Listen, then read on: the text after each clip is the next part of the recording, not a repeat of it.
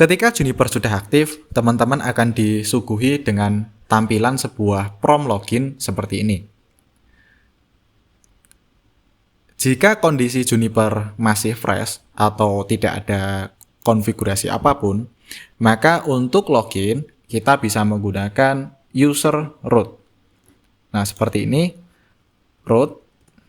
Nah, nanti akan secara otomatis langsung masuk, ya. Dia tidak minta password. Sekarang kita bahas mode-mode yang ada di Juniper. Nah, di Juniper itu ada 3 mode. Yang pertama Unix mode, kedua operational mode, dan ketiga adalah configuration mode. Unix mode merupakan mode spesial yang hanya bisa diakses oleh user root. Dan Unix mode ini kita akan langsung masuk ketika login menggunakan user root. Nah, barusan kan saya login menggunakan user root nih. Nah, sekarang ini saya udah ada di Unix mode. Di Unix mode ini, kita bisa memanfaatkannya untuk mengakses seluruh sistem operasi Juniper. Jadi kita bisa akses file-filenya.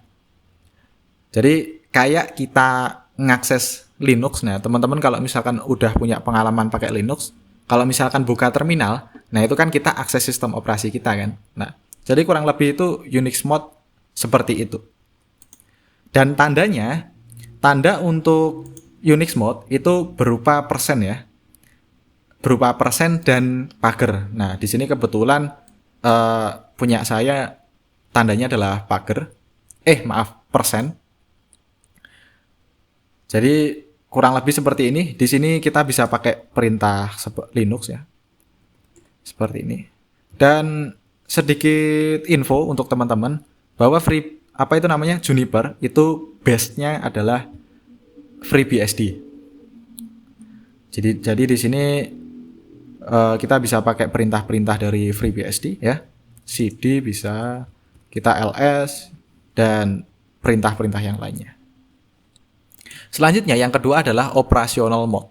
Operational mode merupakan mode yang digunakan untuk monitoring si Juniper. Mau lihat statistik, mau lihat suhu, mau cek versi. Nah, itu bisa kita lakukan di operational mode.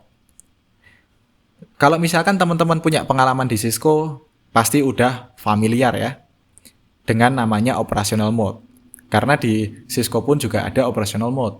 Dan fungsinya pun sama, yaitu untuk monitoring. Untuk masuk ke operational mode, kita harus ketikkan perintah CLI. Jadi dari Unix mode ke operational mode itu kita pakai perintah CLI. Nah, seperti ini. Untuk simbolnya sendiri dia pakai lebih dari ya, seperti ini.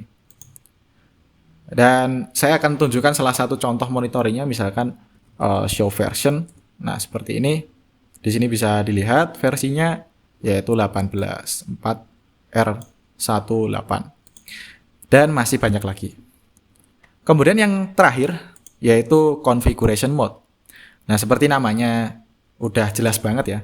Fungsi modenya adalah untuk mengkonfigurasi perangkat Juniper. Sama seperti di Cisco ya. Di Cisco ada juga kan configuration mode. Jadi Juniper sama Cisco itu kurang lebih mirip-mirip lah ya. Mirip-mirip. Dan untuk masuk ke configuration mode, dari CLI ke configuration mode, dari operational mode ke configuration mode, itu kita pakai perintah configure. Nah, nanti tandanya adalah pager. Seperti ini. Oke, itu adalah pembahasan dari mode-mode yang ada di Juniper. Semoga teman-teman semuanya paham, dan sampai jumpa di video berikutnya.